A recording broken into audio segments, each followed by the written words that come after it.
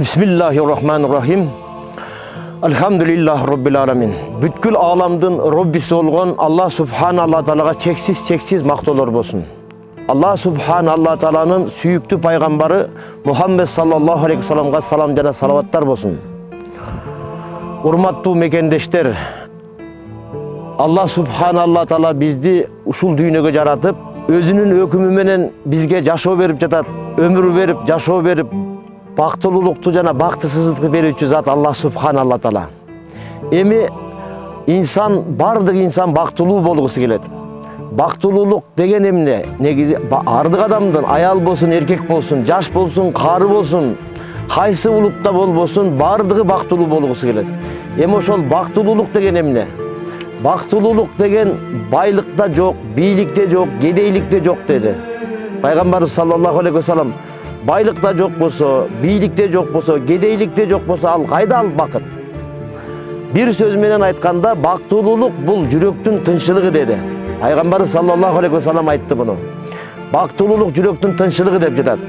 Allah Subhanallah Teala өзү айтып жатат Кур'ан-ы Каримде. Раат сүрөсүнүн 28 аятында айтып жатат. Көңүл буруп уккула, жүрөктөр Аллахты эскериш менен гана тынчтык табат dedi. Муну менен кандай түшүнөбүз? Алла Тааланы эскериш менен, макташ менен, даңкташ менен, улукташ менен жүрөккө тынччылык келет экен. Бактылуулук жүрөктүн тынччылыгы экенин биз билдик. Бактылуулук жүрөктүн тынччылыгы экенин билдик. Жүрөккө тынччылык келиш үчүн Алланы макташ керек экен, Алланы улукташ керек экен. Пайгамбарыбыз саллаллаху алейхи ва саллям жашы алып келген дин менетин кылсак, эки дүйнө бактылуу болобуз. Урматтуу эже карындаш апалар жана агалар, аталар. Allah Teala'nın mehrimi öte mehrimdi zat. Allah Subhanallah Teala'nın Paygamberi Muhammed sallallahu aleyhi ve sellem aytты zat. Abu Hurayra radhiyallahu anhudan rivayet. Peygamberimiz sallallahu aleyhi ve sellem aytты. Allah Teala'nın 100'den 1 kem 99 atı var. Kim alardı jattasa beyişke giret dedi. Uşul 99 atın biz baldarımızga jattatalı. Özümüz jattaylı. Allah'ın Peygamberi Muhammed sallallahu aleyhi ve sellem aytıp jatat. Aytkan Peygamberimizin aytkanı hak. Biz bul dünyada en akıllı adam kim dese bul dünyada yaşap durup ahiretin kurgan adam dedi. Biz ahiretimizi kuruş için uşul Allah Subhanallah Teala'nın 99 atın niyet kılalı jattagаны. Anın birinci atı Ar-Rahman dep jatat, öte mehrimdi. Ekinci atı Ar-Rahim, öte rayımdı. Üçüncü atı Al-Malik, çınıgı padişah dep jatat. Çınıgı padişahın hükümü jürüp jatat. Kündü çıkargan Allah, tündü kılgan Allah, ömür bergen Allah, жашоо bergen Allah. Bardıq nerseni kılıp jatkan Allah Subhanallah Teala. Allah Subhanallah Al-Huddus deydi. Бұл бардық нерседен таза зат. Ассалам тынчтык эси, ал-Мумин аманчылык берүүчү, ал-Мухаймин көзөмөлдөп туруучу, ал-Азиз үстөмдүлүк кылуучу, ал-Жабар карду, ал-Муттакабир улуулук эси, ал-Холик жаратуучу. Алла Таала көзгө көрүнгөн, көрүнбөгөн нерсенин бардыгын жаратты. Бирок көзгө көрүнгөн нерсеге караганда, көзгө көрүнбөгөн нерсени мен көп жараттым деп жатат. Ошондуктан көрбөй туруп ишенген ыйман болот билип жүр деп ошо мен азырда аткан, ырда да айтылып атканы, көрбөй туруп Аллага ишенебиз. Анын периштелерине ишенебиz. Ал жөнөткөн пайгамбар, ыйманда 7 фарыз бар деп атат. Ыйманда Аллага ишениш, анын элчисине, анын периштелерине, андан келген китептерге, анынан келген пайгамбарларга, кыямат күнүнүн болушуна, жакшылык жамандык Алладан экенине, анан өлгөндөн кайра тирилгенге ишениш бул ыймандагы 7 фарыз. Ушул нерсеге биз ыйман келтиргенден кийин оң жакта периште отурат, сол жакта оң жакта жакшы амал жазып атат, сол жактагысы жаман амалдарды жазып атат деген ишеним келиш үчүн Пайгамбарыбыз саллаллаху алейхи ва саллям айтып жатат. Канткен доңолот десе, Амир бин Шубайб разияллаху анхудан риваят, Пайгамбар саллаллаху алейхи ва саллям айтты, бул үммөттүн оңолушунун башталышы якын dedi. Якын деген ишеним. Дүйнөгө кызыкпоо dedi. Бузулушунун башталышы кандай десе, сараңдык жана узун үмүт dedi. Ошого иншалла Алла Subhanallah Teala'nın Paygamberi Muhammed sallallahu aleyhi ve sellem'din жашообузга алып кетсек, жашоосун дегени Пайгамбар саллаллаху алейхи ва саллям кандай жашаган, сырты кандай болгон, ичи кандай болгон, пайгамбарыбызга эргешели. Пайгамбарыбыз саллаллаху алейхи ва саллям айтып жатат. Менин Абу Хурайра разияллаху анхудан риваят, Пайгамбар саллаллаху алейхи ва саллям айтты, менин үммөтүмдүн бардыгы бейишке кирет dedi. Бирок баш тарткандардан башкасы dedi. Сахабалар таң калып сурашты. Алланын элчиси баш талкандар да болобу десе, мени ээрчибегендер dedi. İnşallah пайгамбарыбызды ээрчисек, Алла Таала өзү айтып жатат. Эгер силер мени жакшы көрсөңөр, анда мен жөнөткөн элчини жакшы көргүлө пайгамбарыбыз dedi. Ошон үчүн иншалла пайгамбарыбыз саллаллаху алейхи ва салламдын биз өзүбүздөн дагы жакшы көрүшүбүз керек. Ата-энебизден да жакшы көрүшүбүз керек. Мына ошондо биз Аллага жакындайбыз. Иншалла Алла субхана Таала барыбызга ушул Алла Тааланын пайгамбары Мухаммед саллаллаху алейхи ва саллам бул жашоого келип, өмүр бою не кылды? Алла субхана Тааланын өкүмүн аткарды. Biz de Allah'ın hükmünü kalasak da kalamasak da atkarırız gerek. Bırak Allah'ın hükmünü atkarı menen bul degen din degen emne dese din Allah'ın hükmü Peygamber sallallahu aleyhi ve sellem görsetken yol bul. Oşol nerseni Allah subhanahu taala paydasını la ilahe illallah tu kim köp ayta turgan bolsa dedi. Anın yüreğine la ilahe illallah Allah Taala'nın uluktuğu giret. Айтады, Абу Бакр Сыдык разияллаху анхудан риваят пайгамбар саллаллаху алейхи ва саллам айтты, кимдин ла илаха иллаллах деп айткан тилин жүрөгү менен тастаса бейиштин калаган эшигинен кирет деди. Кимде деп Абу Хурайра разияллаху анхудан риваят пайгамбар саллаллаху алейхи ва саллам айтты, кимде ким 5 убак фарыз намаздарга бекем болсо бейгапарлардан деп жазылбайт деп жатат. Эми намаздын пайдасы канча десе, намаздын пайдасы өтө көп экен. Алымдарыбыз эсеп айткан 12 миңден ашык пайдасы бар. Анын эң чоңу бейиштин ачкычы болсо, эң кичинекейи бул ден соолукка пайда деп. Ден соолук деп канча деген акча көрөт да. Бул намаз окусак Алла Таала бизге ден соолукту да берет, ийгиликти да берет, бактылуулукту да берет. Кыскасын айтканда намаз менин көзүмдүн кареги деди пайгамбар саллаллаху алейхи ва саллам. Ошондуктан намазы жоктун дини жок деди. Намазды иншалла окуйлу, намазды тургузгула деди. Намазыбыз туруп калса, Кудай буйруса аракет кылсак, намазды окуганга Алла Таала баарыбызга мүмкүнчүлүк берет. Ошон үчүн илим бул деди. Илим эмнеде илимдин пайдасы? Бул илим деген бул өкүнүчтөн сактайт. Ар бир нерсенин илими бар. Тамак жасаганында илими бар мисалы. Анын биринчи сууну куябы же майды куябы, кандай кылып кылат? Анын да илимин билет. Эжеле аял кишилер буну көп билет мисалы.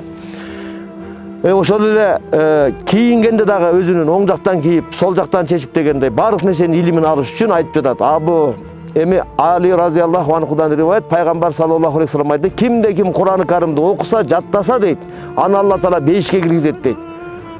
Жана дейт, өзүнүн туугандарынан 10 адамды дейт, тозокко важип болуп кирип калат, кире турган болуп калган адамдарды куткарып алууга мүмкүнчүлүк берет дейт. Канча деген китепти окуган адамдар бар, бирок Алла Тааланын китеби жалгыз Кур'анды окуганга ниет кылалы.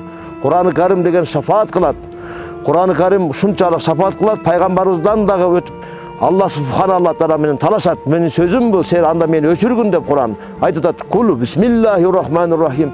Кулу хуаллаху ахад. Айткын Аллах жалгыз дейт. Аллахус самад. Ал эч нерсеге муктаж эмес зат. Биз бардык нерседе мукта. Лам ярит ва лам юлад ва лам якуллаху куфуан ахад дейт. Ал төрөлгөн эмес, төрөлбөгөн. Ага теңдеш эч ким жок дейт. Ошентип Алланы мактап турсак, Алла бизди кантип бул дүйнөдө коргулсун. Ошон үчүн Алланы дайыма эстейли. Алланы эстеген адамды Алла Таала мен силерди эстесеңер, мен силерди эстейм дейт. Эстебесеңер эстебейм деп жатат. Кабыр азабын дейт. Ким Алланы көп зикир кылса дейт, анын кабыры нурдуу болот дейт. Ал кабырга кааласак да, каалабасак да барабыз. Ошондуктан кабырыбызды бул жакта туруп мүмкүнчүлүк берип атканда көп зикир кылайлы. Зикирлердин эң абзели кайсы десе, пайгамбар саллаллаху алейхи ва саллам айтты да, зикирлердин эң абзели бул ла илаха иллаллах. Дуалардын эң абзели алхамдулиллах дейт. Алхамдулиллах, Аллага мактоолор болсун деген адамды Алла Таала жакшы көрөт. Муса алейхиссалам сурады, "Ey Алла, мен сага жакын болуш үчүн эмне кылышым керек?" десе, сен ла илаха иллаллах деген келмени айт десе, Муса алейхиссалам айтат, "Ey Алла, буну бардык макулуктарың айтат, мага өзгөчөсүн айт" десе айтып атат. Ла илаха иллаллах айт деп экинчи жолу сураганда, үчүнчү жолу сураса да айтып атат, ла илаха иллаллах айт деп атат. Ошондо кайра сурай бергенде айтып атат, "Ey Муса" дейт, 7 кабат асман, 7 кабат жерди дейт, таразанын бир жагына коюп ла илаха иллаллахты жалгыз койсоң дейт, анда ла илаха иллаллах оор келет деп атат. Көрдүңүзбү? Ошондуктан бул келмени көп айталы. Анан албетте пайгамбар саллаллаху алейхи ва саллам айтты, Абу Дарда разияллаху анхудан риваят, пайгамбар саллаллаху алейхи ва саллам айтты, кыямат күнү таразада эң оор нерсе бул адамдын кулк мүнөзү дейт. Bizde kulk münözümüz жақсы болбосо, анда пайгамбарыбыз саллаллаху алейхи ва салламдын кулк мүнөзүн сурайлы Алла Тааладан иншалла. Ошо бардык нерседе жумшактык кылып атабыз, келмени айтып намаз окуп, баарын кылып атабыз, бирок бардык нерсени кылып атканда ыкластуулук менен. Ыкластуулук болбосо, ыкластуулук Аллах үчүн деген ниет болбосо, анда кылып аткан соо иштерибиз дагы Алланын астында эсептелбейт. Abu Hurayra radıyallahu anhu'dan rivayet Peygamber sallallahu aleyhi ve sellem aytdı. Allah Teala sizlerden baylığınarga, biliğinarga, kelbetingirge karabayt. Bir gana dedi, jüröğüngörgө jana kılgan amalыңarga karayt dedi. Allah üçün de ihlas menen kılgan adamdı Allah Teala tekeberçilikten saktap koyot, maktanуудан saktap koyot, menmensinүүдөн saktap koyot. Ar bir işti kılıp atkanda Allah üçün dep kılуу керек экен иншалла. Бирөө намаз окутат дейт, эч ким жок мечитте дейт. Бирок bir mezgilde эшик кыйыштап ачылды дейт. Намазын түздө окуп калды дейт. Намазды окуп бүткөндөн кийин караса дейт, эч ким жок дейт. Караса бурчта bir мышык отурат дейт. Эми акырытта ошо мышыктан алып ал дейт Алла Таала. Соңду. Ошон үчүн биз эл көрсүн үчүн мечит сала турган болсок, эл көрсүн үчүн асфальт кылат, эл көрсүн үчүн жетимге жардам бериш эмес, эл көрсүн үчүн эмес, Аллах үчүн дейт экенбиз. Аллах үчүн деп бардык ишти намазды Аллах үчүн окугандан кийин, намазды Аллах үчүн окутабыз да, эл көрсүн үчүнбү? Зикирди Аллах үчүн тартабыз. Аллахны Аллах ыраазылыгы үчүн мактайбыз. Бирөөгө жардам берсек Аллах ыраазылыгы үчүн. Ошол кыскасын айтканда, эң боло турган нерсеси бул дават дейт. Дават деген эмне десе, Аллах тарапка чакыруу дейт мааниси. Максаты жакшылыкка чакырып, жамандыктан кайтаруу. Пайдасы эмне дейт? Пайдасы да атат. Даваттын пайдасы эмне? Бир сөз менен айтканда, дават кылыш менен бирөөнү өзүгө иман келет. Иман. Бирөөгө иман сөзүн сүйлөш менен өзүбүздүн иманыбыз көтөрүлөт. Имандын баасы канча? Имандын баасы кумтордон кымбат айтып коеюн. Имандын баасы бүткүл ааламда кумтор эмес. Бүткүл ушул дүйнөдөгү бардык баалуу нерселерди чогултканда дагы жетпейт. Имандын баасы жок болот. Ошол иман азайып кетсе, адам баласы ар кандай ишке барат. Ошол иман гана тосуп турат. Илим да тозбойт, билим да тозбойт, балекет болуп кетсин, 5 диплому болсун. Кур'ан Каримди жаттап алсын башынан аягына чейин. Бирок иман тозот. Жаман нерседен иман тозот. Ошол иман жок болгондугу үчүн адам жаман ишке барат. А иман качан көтөрүлөт? Иман сөзүн көтөрүп сүйлөгөндө, Алланын өкүмү жок күн чыкпайт, Алланын өкүмү жок күн батпайт десеңиз, ошол иман сөзү болот. Алланын өкүмү жок көз көрбөйт, Алланын өкүмү жок тил сүйлөбөйт десеңиз, ошол иман сөзү болот. Дин менен жашаш өтө жеңил, урматтуу мекендештер. Бизди Алла Таала жакшы көрөт. Ушундай жер берген. Караңыз. Аллах субхана таала тандап берген деп, тандап деп айтып да жүрүшөт. Анекдот кылып айтып, жок, бул анекдот эмес, бул хак, чындык. Аллах субханалла таала Кыргызстанга дин менетин бергени, бул хак жакшы көргөндүгү. Кыргызстандын элин жакшы көрөт. Ошон үчүн улутка бөлүнбөйлү. Улутка бөлүнгөн деген пайгамбарыбыз менден эмес деген. Балким менин үммөтүнүн ичинде иштар болушу мүмкүн, сараңы болушу мүмкүн деген, уурусу болушу мүмкүн деген. Бирок жалган сүйлөгөн, калп сүйлөгөн болбойт деген. Ошондуктан керек болсо хадис бар, ууру болсо дагы, зынакор болсо, арак ичкен алкаш болсо дагы деген.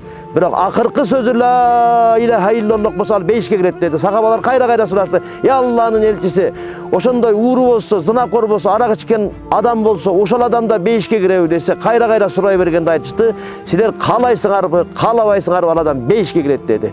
Ошондуктан муну менен уурулук кыл, муну менен зына кыл, муну менен жалган сүйлө, арак иштеген сөз эмес. Ошону кылып жүргөн адам дагы тоба келтирип, ла илаха иллаллахты жүрөгүнө киргизген болсо, акыркы сөзү ла илаха иллаллах болсо, иншалла Алла Таала бизди төрүктүк бейишке киргизет. Биз азыр айтпай, качан айтабыз? Алымдарыбыз мына айтып атат, деп атат, күнү түнү ыйлап атат.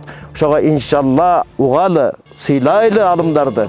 Алымдардан өтүп, алымдар пайгамбарыбыздын мураскору, пайгамбарыбыздын мураскору. Ошондуктан билбеген нерсени алымдан сурайлы. Атасы билген нерсени баласы билбейт. Баласы кайчыны берип, бычакты бер десе берип койсо эмне кылат? Сайыны өлө болбойбу? Ошого окшоп кой дегенде коюп калган жакшы болот.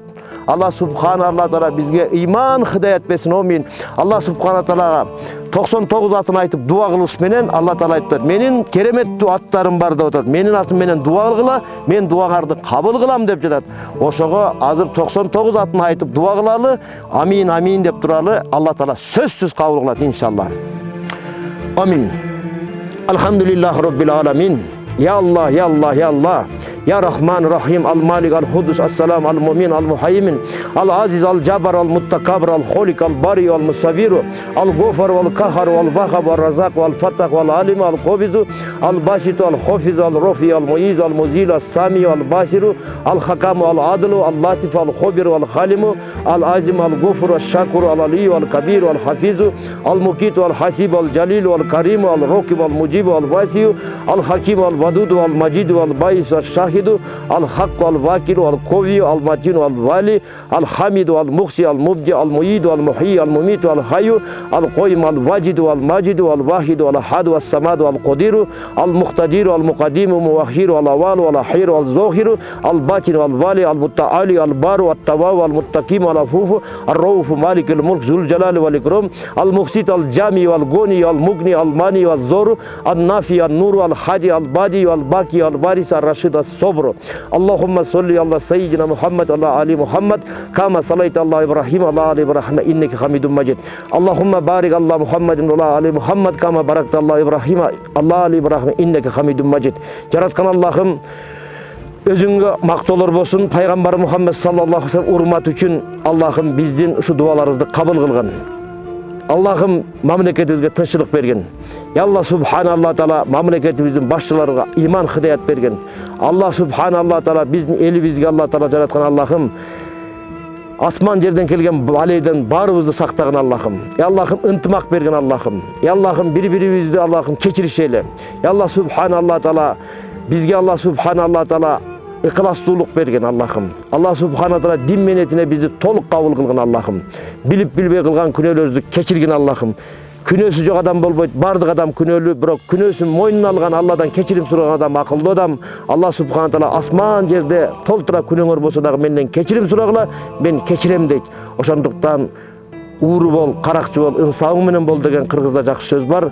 Ошон үчүн баарыбыз ынсап кыла, берип аткан Алланын нематына шүгүр кылалы. Ya Allah'ım asman жерден келген балай кырсыктардан сактап, Allah'ım Peygamber Muhammed sallallahu aleyhi ve sellem alıp келген din menetine barыбызды kabul kılgın. Elhamdülillah. Rabbana atina fid dunya hasana ve fil ahireti hasana ve qina azaban nar bi rahmatika.